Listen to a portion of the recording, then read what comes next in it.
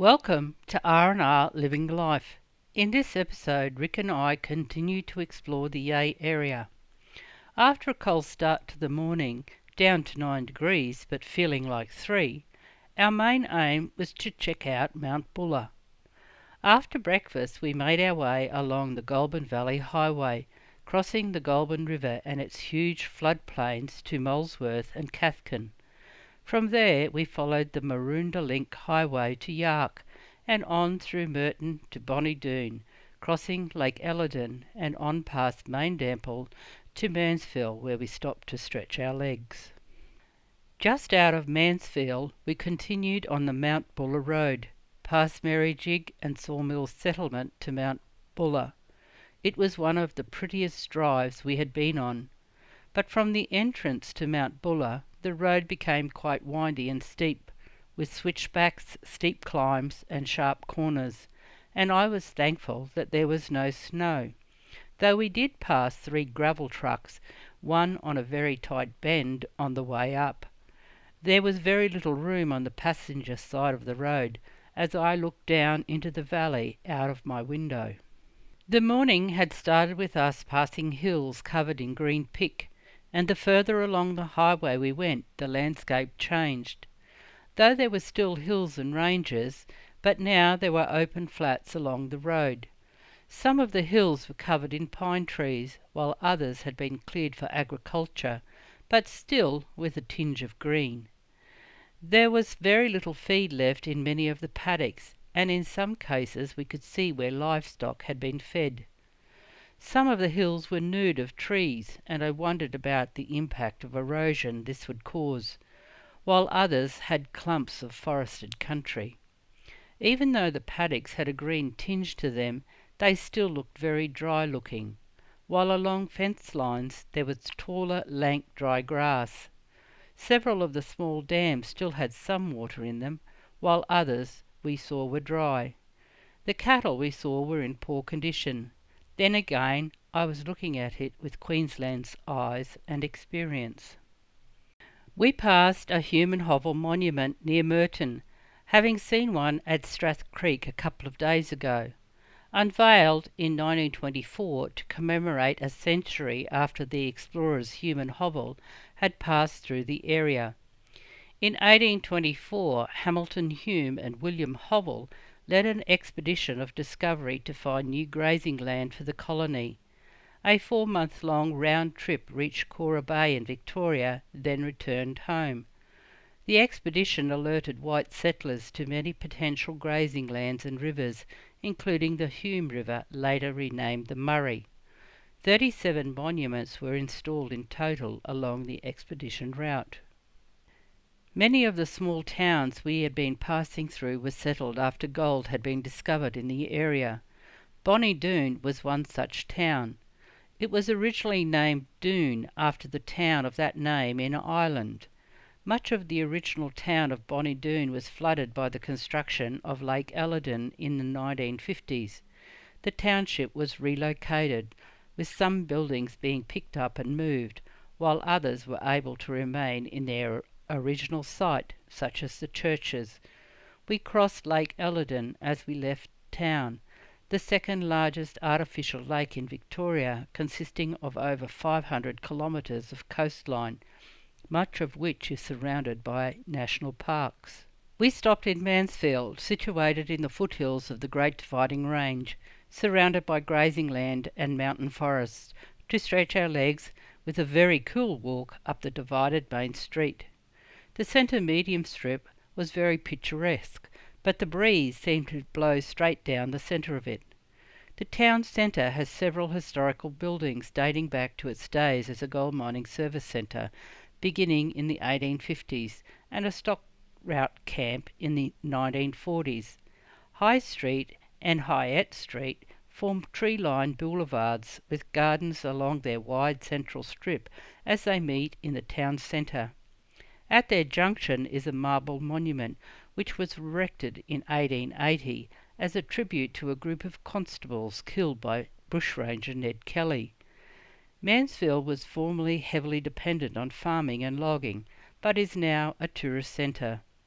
Originally known as Mount Battery, it became a township when it was surveyed in 1851 and named after Mansfield in Nottinghamshire, England. Settlement in the area came after the discovery of nearby gold. Another town rich in history, including gold discovery, cattlemen, and bushrangers. From Mansfield, the countryside became genuine high country, or what I thought alpine country would look like. The high country of northeast Victoria was stunning, featuring national parks and high mountains with green lush valleys, while the open country was looking very deficient of grasses, but on occasion we could see crystal clear waterholes. The Mount Buller Road passes through the little villages of Merija, Mirrambah, and the sawmill settlement east of Mansfield. The Dalatite River ran beside the road for several kilometres and near the entrance station to Mount Buller. Around Merrijig was some of the most amazing scenery we had seen. I was surprised to see the Hunt Club Hotel, established in 1873, originally a meeting place for cattlemen venturing into the Alps, where pack horses were loaded with supplies, and I wondered at the name, only to find out that it was used as a base for the Melbourne Hunt Club, who leased nearby land for their deer park. Deer hunts were conducted from the hotel before it was destroyed by fire and rebuilt in 1886. It is one of the few 19th century buildings remaining in the district, with the Hunt Club Hotel operating between 1886 and 1911. Gold was found in the region in 1852 and brought thousands to the high country. By the 1860s, European pastoralists from central Victoria had come to the area in search of grazing pastures, settling in the area because of its abundance of natural grass fields and driving their cattle to the high country for the summer months. Once we reached the entrance point to Mount Buller, the road became quite steep with sharp corners, switchbacks, and very steep climbs. The occasional view I could see through the trees was stunning, as was the drop-off. Rick really had to have his wits about him as we passed gravel trucks, which didn't leave much room along the edge of the road. Scary when you meet them on a very sharp corner and the trail was over on our side of the road. In all, it was a great experience, even seeing the skier on rollerblades skiing up the mountain. Mount Buller is located within the southeastern section of the Alpine National Park and is primarily a resort town, with the area between Mount Buller and Mount Stirling primarily the catchment for the Dalatite River, part of the Murray-Darling Basin. The river flows generally westward, initially through rugged national park and state forests, and as the river descends through more open woodlands. The river is joined by 9 tributaries passing north of the town of Merija, before reaching its confluence in Lake Ellerden.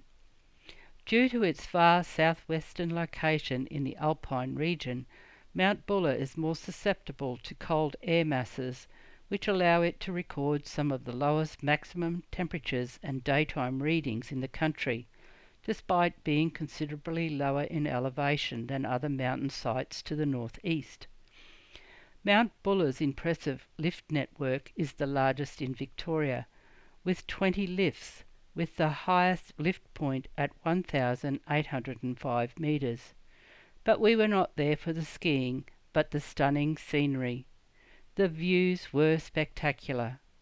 We were seeing the late summer vegetation of heath, mosslands and herb fields on the summits, snow gums and alpine ash further down the slopes, and in the valleys manna and peppermint gums, so vastly different from outback Queensland.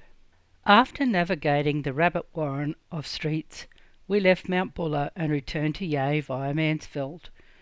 On our return journey we again passed Maindample, which began as a pastoral run of 10,090 hectares on Ford's Creek, but only ran for 20 years until the lease was cancelled in 1866. In the following year, goldfields were opened at Maindample. Much of the countryside we were passing through was lightly timbered, undulating country, with some hillier country near the Paps Reserve. Then it was on past Lake Elladon, with its rock and earth-filled embankment dam with a control spillway located on the Goulburn River. Elladon Dam is an impounded reservoir of Lake Elladon within the Alpine region. The dam's purpose is to supply potable water, irrigation and the generation of hydroelectricity. Construction of the original water storage, which was known as Sugarloaf Reservoir, took place between 1915 and 1929 to provide irrigation water for what was a vast uncultivated area on Victoria's northern plains. The original weir was modified in 1929 and again in 1935. In 1951, work began to enlarge the storage to its present capacity. The enlargement was completed in 1955 and the storage was renamed Lake Elladon. We continued on to Alexandra, located near the Goulburn River between Yea and Elladon. Surrounded by rich pastoral land, mountains and forests, we were visiting another town established because of gold. The town centre, built along an attractive boulevard of stunning late autumn colours, features a number of historical buildings that have been preserved and date back to the 1850s when gold was discovered and mined in the area. Before it was named Alexandra, the township was called Redgate or Redgate Diggings, named by prospectors who used the gate that separated two grazing properties that led to the diggings, and was officially renamed in 1867. From there it was back to Gidget to ready ourselves for our next leg of travels. During our travels, Rick and I are always on the lookout for the history of early European settlement. To think many of those 1,480 men, women and children, including over 750 convicts, were sent to Australia to establish a penal colony to house convicts, so vastly different from where they originated from. It was only a couple of years later that free settlers, or voluntary migrants, came with a desire to develop agriculture and pastoral industries on the fertile land, contributing to the colony's growth. Those early years were increasingly desperate ones as the colony struggled to establish and feed itself, and I wondered if things would have been different if they could have coexisted amicably with the indigenous population in the area at the time. Maybe if treaties with the original inhabitants were signed, both parties could have learnt from each other. Convict transportation continued until 1868. The Victorian gold rushes in the 1850s, about 60 years after the arrival of the first fleet, saw immigrants arrive from other parts of the world, including Germany, America and China. On a very cool morning of 8 degrees that felt more like 3, we left Yea and headed along the Goulburn Valley Highway through some of the small localities we had previously passed, to Merton. There is very little in Merton but the Bush Reserve and an old railway station on the rail trail. From Merton we made our way to Euroa, through striking, boulder-filled hilly country, with a few steep rises, sharp corners, drop-offs on the side of the road, but it was an interestingly pretty drive. Boulders finally gave way to more open country the closer we got to Euroa, a village by the ranges. The Strathbogie Ranges, a set of granite-based mountain ranges within the Great Dividing Range, rises to 1,033 metres, are a prominent feature of the area, creating a distinctive landscape. The ranges, primarily composed of a granite mass, consist of a series of ridges and undulating plateaus, separated by streams that separate the Goulburn and Broken rivers from other high elevation areas. I was surprised by the scattered granite rock formations we had passed, and wondered how farmers could make a worthwhile living on such land. The range has produced unique biographic and ecological patterns, with the region's high rainfall supporting unique high conservation value ecosystems, with dense shrublands with tea tree and wattles, as well as bagman moss and tussock grasses in the wetter areas. Historically, the area was known for dairying and wool growing, but today supports the celebrated wine industry. Another feature of the area was Sevens Creek, a part of the Murray-Darling Basin. In 1836, Major Mitchell camped on the banks of Seven Creeks at Euroa. In Euroa, we stopped to stretch our legs with a walk along Seven Creek, under the highway to the Human Hovel Monument, then back to the Anzac Memorial, checking out the huge magpie in the park, before making our way uptown. Euroa, situated on Seven Creek at the foothills of the Strathbogie Ranges, is surrounded by rich agricultural land, which is noted for its fine wool production and thoroughbred horse industry. In the 1850s, Euroa began to grow due to traffic generated by the gold rush. Ned Kelly, Australia's best-known bushranger, roamed the ranges around Euroa, holding up the National Bank in town during 1878. The town stretches along part of Binney Street and Railway Street and features a number of historic buildings, including the Euroa Hotel, built in 1884, one of the former National Bank buildings, built in 1885, the Post Office, and Blair Gowie House, built in 1890. The first church built in Euroa was the Catholic Church in 1867. We were impressed with the 3 bronze statues of locals who had received the Victoria Cross. So lifelike, such a great tribute to those men. The 3 huge old eucalypt trees on the edge of Seven Creek were stunning.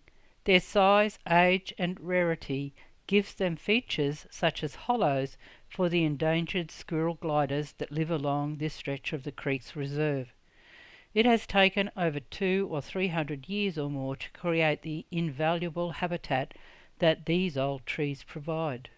After a nice break, we made our way onto the Hume Highway, a major highway linking Melbourne to Sydney towards Wangaratta. On the driver's side were the hills of the Great Dividing Range, some of which were covered with box eucalyptus forests, but much had been cleared for farmland. The divided 2-lane highway in both directions we found not as interesting as other roads we had driven on. The country was very dry looking, and some cattle we saw were in poor condition, but the number of horses we saw was phenomenal, and I wondered if they were for pleasure or work. As we came down off the Warby Range near Glenrowan, in the east we could just make out Mount Buffalo through the smoke haze in the distance. Victoria's landscape differs from that of the typical true Australian outback, but a very dry and hot summer had left the ground parched. We passed both Benalla and Glenrowan before reaching Wangaratta, where we planned to camp for a couple of days to explore the area.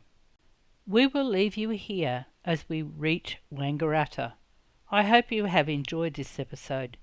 Give us a thumbs up if you have and leave a comment. Join us next time as we explore the area between Wangaratta and Shepparton. Stay safe and enjoy life. Cheers for now. Rick and Rosemary. R&R, living life.